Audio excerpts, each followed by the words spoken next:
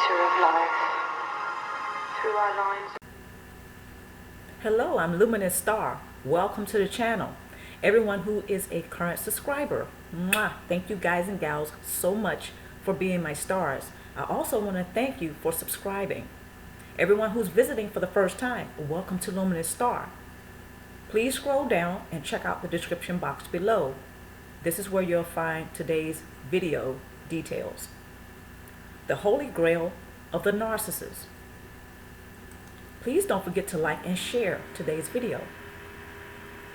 First point, narcissists seemingly love to play mind games due to engaging in some of the most diabolical acts for narcissistic supply, to possibly willing to commit certain crimes in order to get what he or she wants. So the narcissist will do anything from committing some of the most diabolical acts to possibly willing to commit certain crimes in order to get what he or she wants. They have a false self-image to uphold. They have a false self-image they're loyal to. So no one and nothing will stop them from getting the narcissistic supply. Next point. One ought never underestimate how far some narcissists are willing to go in order to obtain narcissistic supply. However, there are certain must-haves for the narcissist, which ensures that he or she obtains what they want. Ultimately, your destruction is at the top of the most narcissist must-haves list. Okay, now I want to make something very clear. When a lot of narcissists set out to demean and destroy people, this does not necessarily mean it is to end in fatality or in a death. Now, I think that this is a rare case when it ends in fatality. Again, this is just my opinion. A lot of narcissists and cluster B personalities, when you think about the diabolical tactics, they do leave some people absolutely destroyed or ruined to the point where they are traumatized.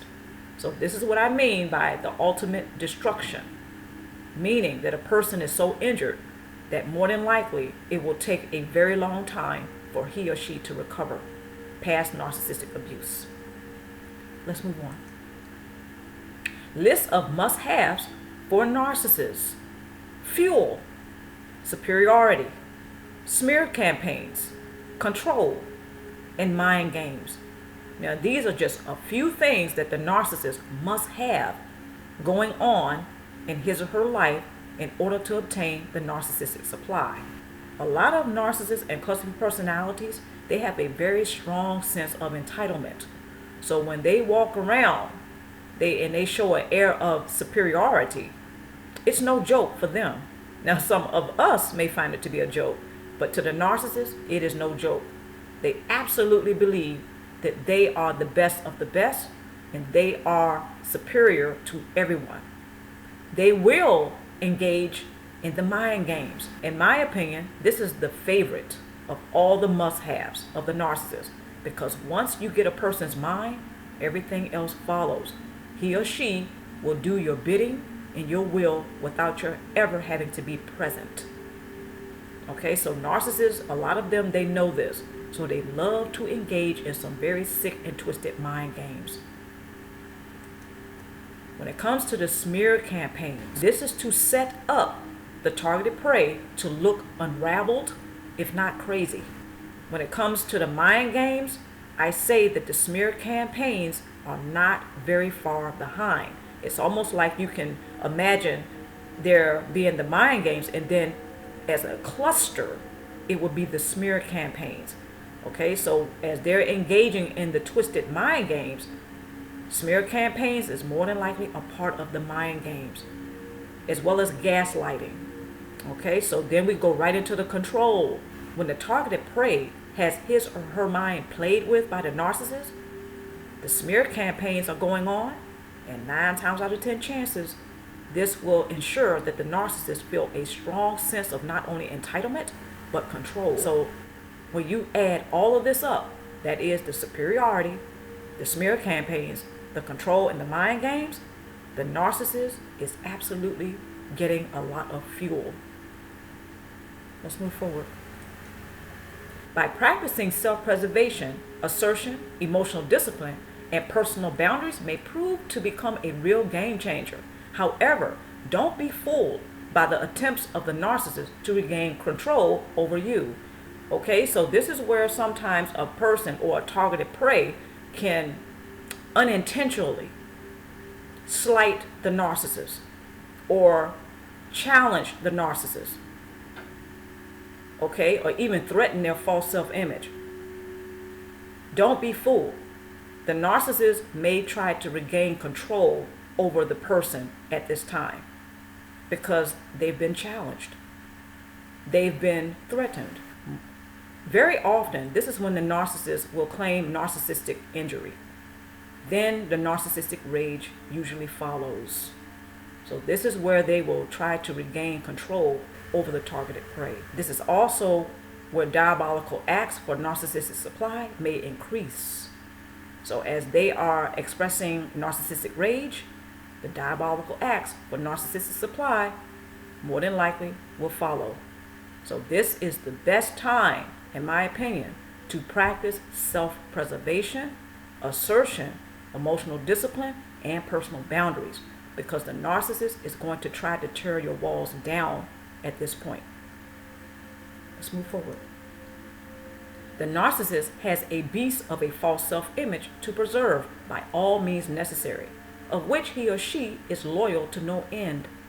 Emotional discipline will more than likely assist you more than anything during the first stages of going no contact, should you decide to do so. During the narcissistic rage, you decide to go no contact from the narcissist, the emotional discipline will probably help you the most.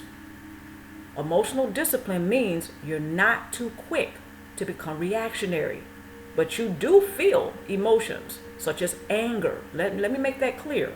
You're going to feel some kind of way about the narcissistic rages and the narcissist attempts for narcissistic supply and to regain control over you, which means more than likely the diabolical acts for narcissistic supply will increase because they're trying to regain their control over you. They're trying to recover from the so-called narcissistic injury. So emotional discipline at this time is probably going to be your best friend. Let's move forward. Tool number 1, discontinue to attempt to figure the narcissist out. Take off the rose-colored glasses and see him or her for who they really are and for what they really represent. My opinion is a lot of narcissists and custody personalities, what they represent is dysfunction. Okay, they don't do healthy relationships. So they absolutely have to have the toxicity, the destruction, the chaos, and all the drama in his or her life. This is part of their must-have list. The narcissist does not do healthy relationships, meaning they do invest in dysfunctional relationships. This is why I say that they represent dysfunction. Who is the narcissist? That is for you to know, okay? Because each situation and each circumstance is different. So only you can answer that question. Who is the narcissist in your life? Regardless of all of this, I say the best thing to do is to take off the rose-colored glasses. So in order to answer those questions and in order to face the reality, you have to take off the rose-colored glasses. Tool number 2, increase your knowledge by researching the topic of narcissistic abuse and the effects of it, addiction, and trauma bonding. There are options available to you to help you effectively deal with the aftermath of narcissistic abuse. However, it takes your becoming interested in researching your options. So no one can do this for you. This is something that I faced a few years ago. Nobody was going to do it for me. I had to make the decision to get off my own tush and go out and find out what my options were to deal with the aftermath of narcissistic abuse. Nobody was going to do it for me. Okay, so you have to have that drive. You have to have that passion for your own life and your own well-being. So increase your knowledge on the topic of narcissistic abuse and the effects of it. You have to also be willing to research some of the clusters that come out of narcissistic abuse, such as addiction and trauma bonding. Okay, let's move forward.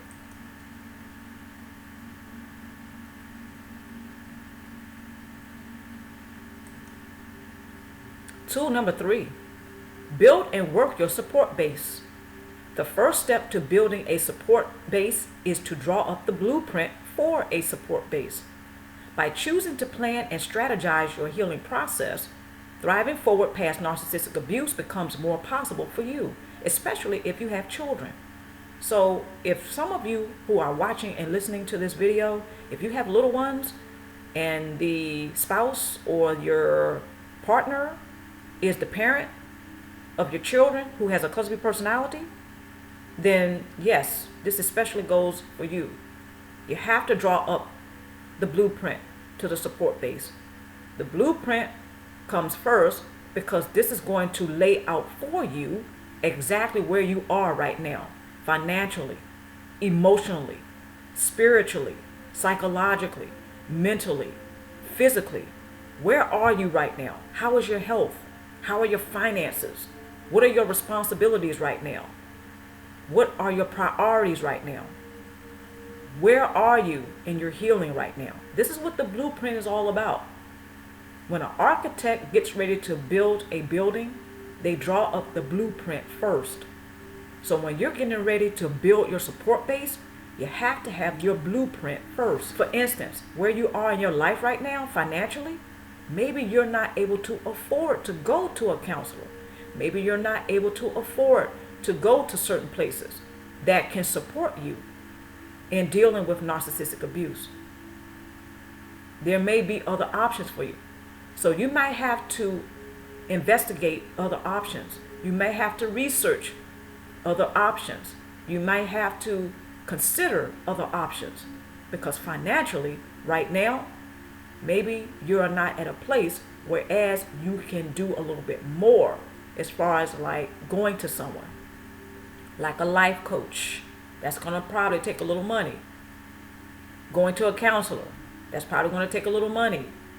There are places in your community you can go, of course, that whereas it will not take a lot of money. However, this is where the blueprint for your support base comes in. Who and what consists of your support base? Because after all, you're the one that's going to be navigating your support base. You get to hire and or fire whoever is going to be a part of your support base. There may be a life coach, there may be a mentor, there may be a counselor, for instance, or a therapist that maybe is not the right fit for you. A lot of your time and money is going into your support base. You may have to make some adjustments. So draw up the blueprint for your support base first. The support base will be very crucial, especially when you first go no contact from a narcissist. Last and final tool, discontinue to discuss the narcissist at all. They cannot possibly understand the ordeal you have experienced. Take small steps to eliminate the memory of the narcissist by breaking the low energy cycle from him or her. You are no longer obligated or responsible for the narcissist. This is a big illusion that a lot of people unfortunately have when it comes to the cluster personality and the narcissist, and that is they are obligated and or responsible for him or her. You are not. Think about all the shenanigans that he or she has pulled. Think about the ordeal you've gone through. Think about how you have been affected by it all. Narcissistic abuse is no joke. And a lot of us who have gone through it, we know that firsthand. Discontinue to discuss the narcissist at all. He or she does not have to be a part of your conversation every day. Believe it or not, this is one way that the narcissist continues to obtain narcissistic supply from you, even though they are not physically in your life. The people that you discuss this with, some of them possibly cannot understand the ordeal you have experienced. Some of them However, some of them do. Those are the people that I say, if you're going to have a conversation about narcissistic abuse, those are the people that you can trust the details of your life to, because they have proven to be trustworthy. This may be your life coach. This may be your therapist. This may be someone else that you know. They do understand what you've gone through, because maybe they've gone through it too. And of course, here at Luminousz Star, you all are sharing your stories. So I understand what a lot of you have gone through, because I have experienced it too. Okay, so discontinue to talk about the narcissist. Where are they in your life anyway? Hopefully they're not anywhere in your life. Hopefully you're not providing them any space in your life to continue to obtain narcissistic supply from you. Breaking the low energy cycle. I've done a few videos about this. At the end of this video, please check the description box below. At the end of this video, you will also find a suggestion to watch that particular video. Breaking the low energy cycle from the narcissist is a must, especially if you're serious about thriving forward past narcissistic abuse. When we have relationships with other people, what generally happens is that there's something called energy transference. It's an involuntary, natural thing that occurs when we are interacting with other people. In other words, you can't help it. It's going to happen. The energy residue that was accumulated from the narcissistic, abusive, dysfunctional, and toxic relationship with a narcissist is still there until or unless you break the low energy cycle. And there's several steps that one must do in order to begin to break the low energy cycle. That way, the narcissist and cluster personality, they're not going to continue to feed off of you and your life. Therefore, they're still getting the narcissist supply, even though you've gone no contact. Which means, in a nutshell, really, you haven't effectively gone no contact, because the low energy cycle has not been broken. These are the references and resources. Please check the description box below for the references and resources. I'm Luminousz Star. I want to thank everybody for joining me today or tonight. And of course, wherever you may be right now, I wish you the very best love possible. Stay tuned for more vlogs and stay tuned for more videos.